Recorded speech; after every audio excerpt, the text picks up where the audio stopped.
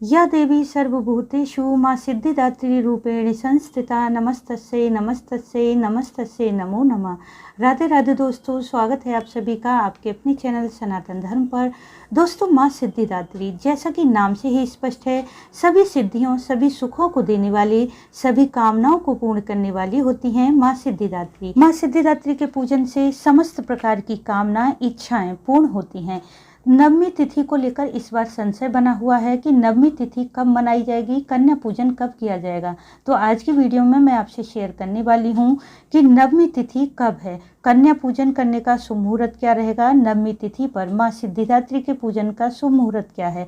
साथ ही जानेंगे कलश विसर्जन और माँ दुर्गा की मूर्ति का विसर्जन कब किया जाएगा, और जानेंगे माँ सिद्धिदात्री की पूजा विधि क्या है, माँ सिद्धिदात्री का मंत्र क्या है, माँ के प्रिय पुष्प कौन से हैं जिन्हें अर्पित करने से माँ हर प्रकार की कामना पूर्ण करती हैं, माता का प्रिय भोग क्या है, और जानेंगे किस रंग के वस्त्र धारण करके माँ सिद्धिदात्री का पूजन करें। नवरात्रि के अंतिम दिन कौन सा विशेष उपाय करें जिससे वर्ष पर्यंत माँ सिद्धिदात्री की कृपा बनी रहे और मनचाही कामनाएं पूर्ण हो। तो वीडियो बहुत महत्वपूर्ण है, पूरी जरूर देख लीजिए। वीडियो अच्छा लगे तो इसे लाइक जरूर करें, साथ ही कमेंट बॉक्स में माता रानी के नाम का जयकारा भी जरूर लगाएं। इससे माँ सिद्धिदात्री की कृपा सभी भक्तों को मिलेगी। यदि आप चैनल पर पहली बार आए हैं तो चैनल को सब्सक्राइब करके बेल बटन को प्रेस कर दें, जिससे नई वीडियो का नोटिफिकेशन सबसे पहले आपको मिल जाए।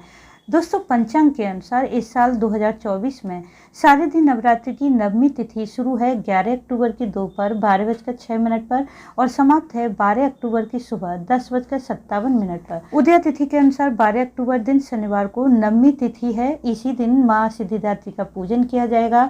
हवन और कन्या पूजन भी इसी दिन होगा। नवमी तिथि पर माँ सिद्धिदात्री के पूजन का शुभ मुहूर्त रहेगा प्रातः 5:06 से 6:20 पर, और अभिजीत मुहूर्त में पूजा का शुभ मुहूर्त रहेगा दोपहर 11:45 से 12:32 पर। 12 अक्टूबर को कन्या पूजन का शुभ मुहूर्त है सुबह 7:50 से 9:14 तक। आपका प्रयास होना चाहिए कि 12 अक्टूबर को सुबह 10 या 10:30 बजे तक हवन और कन्या पूजन कर लें। इसके बाद दशमी तिथि लग जाएगी। 12 अक्टूबर को कलश और चौकी विसर्जन करने का शुभ मुहूर्त रहेगा दोपहर में 1:17 से दोपहर 3:35 पर। यदि आपने माता की मिट्टी की मूर्ति स्थापित की है तो माता की मूर्ति का विसर्जन श्रवण नक्षत्र में करना श्रेष्ठ माना जाता है। यह श्रवण नक्षत्र शुरू होगा 12 अक्टूबर की सुबह 5:25 से और समाप्त होगा 13 अक्टूबर की सुबह 4:27 पर। तो आप 12 अक्टूबर को माता का विधि पूर्वक पूजन करके हवन कन्या पूजन करने के बाद किसी भी समय माता की मूर्ति का विसर्जन करें और अपने नवरात्रि व्रत का पारण कर लें।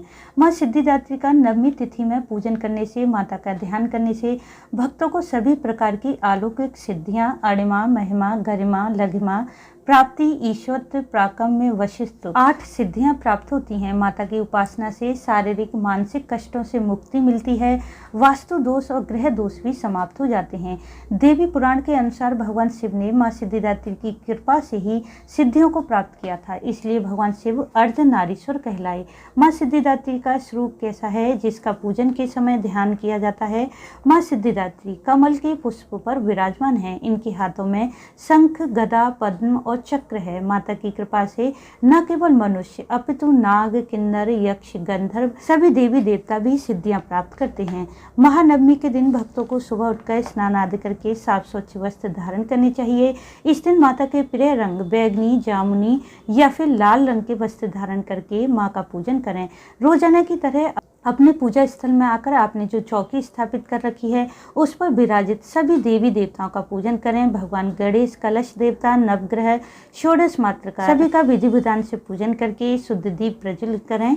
माता सिद्धिदात्री के मंत्रों का जाप करें। माँ सिद्धिदात्री का मंत्र है ओम सिद्धिदात्री देव्ये नमः। बीज मंत्र है ह्रीम क्लीम ऐं सिद्धये नमः। आप चाहें तो माता के नवाण मंत्र का भी जाप कर सकते हैं। मंत्र है ऐं ह्रीम क्लीं चामुंडाय विचे। इनमें से किसी भी एक मंत्र को 108 बार अवश्य जपें। इसके बाद माता का विधि विधान से पूजन करें। पुष्प, रोली, अक्षर, चंदन, फल इत्यादि अर्पित करें। इस दिन माता को गुलाबी रंग के पुष्प अर्पित करने चाहिए, जिसमें आप चाहें तो कमल के पुष्प या फिर गुलाब के पुष्प माता को अर्पित कर सकते हैं। नवमी के दिन कन्या पूजन किया जाता है, इसलिए इस दिन माता को हलवा, पूरी, चने, खीर का भोग लगाना बहुत श्रेष्ठ होता है। नवमी के दिन दुर्गा सप्तशती के 9वें अध्याय का पाठ करना भी बहुत उत्तम माना जाता है।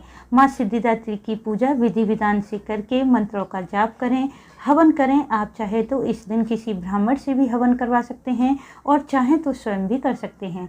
माता को भोग लगाकर अंत में लौंग कपूर द्वारा माता की आरती करें। पूजा में हुई जाने अनजाने गलतियों की माँ से क्षमा प्रार्थना कर लें। दोस्तों, नवरात्रि का 9वां दिन अत्यंत श्रेष्ठ माना जाता है माँ सिद्धिदात्री की कृपा पाने के लिए। यदि संभव हो तो माता को 9 की संख्या में वस्तुएं अर्पित करनी चाहिए। जैसे आप इस दिन 9 फल अर्पित कर सकते हैं, या फिर 9 पुष्प अर्पित करें, या फिर भोजन में माँ को 9 तरह के पकवान बनाकर भी अर्पित कर सकते हैं। ऐसा करने से भक्तों को माँ की अपार कृपा प्राप्त होती है, जिससे भक्तों की मनचाही कामना पूरी होती है। चाहे धन की कामना हो, अखंड सुख सौभाग्य, संतान की कामना हो, या फिर बल बुद्धि यश मान प्रतिष्ठा की कामना है, हर प्रकार की कामना शीघ्र ही पूर्ण होती है। नवमी के अंतिम दिन माता का पूजन करें। एक पान के पत्ते पर लौंग, इलायची, एक सिक्का रखकर माता को श्रद्धा भाव से अर्पित करें। ऐसा करने से माता की कृपा से वर्ष भर घर में सुख समृद्धि बरकत बनी रहेगी।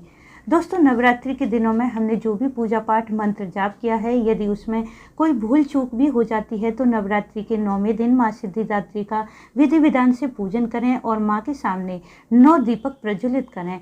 इन दीपक में शुद्ध घी भर दें और इन्हें प्रज्वलित करके माता से जाने अनजाने गलतियों की क्षमा मांगें। साथ ही माँ से अपनी कामना पूर्ति की प्रार्थना करें। माँ सिद्धिदात्री संसार की सभी सुखों को प्रदान करती हैं और अपने भक्तों के जीवन के सभी संकट, रोग, शोक, भय को दूर करती हैं और सुख समृद्धि प्रदान करती हैं। तो दोस्तों, उम्मीद है इस वीडियो से आपको लाभ अवश्य मिलेगा। वीडियो अच्छा लगा हो तो इसे लाइक, शेयर, सब्सक्राइब करना ना भूलें। वीडियो अंत तक देखने के लिए आपका धन्यवाद। राधे राधे।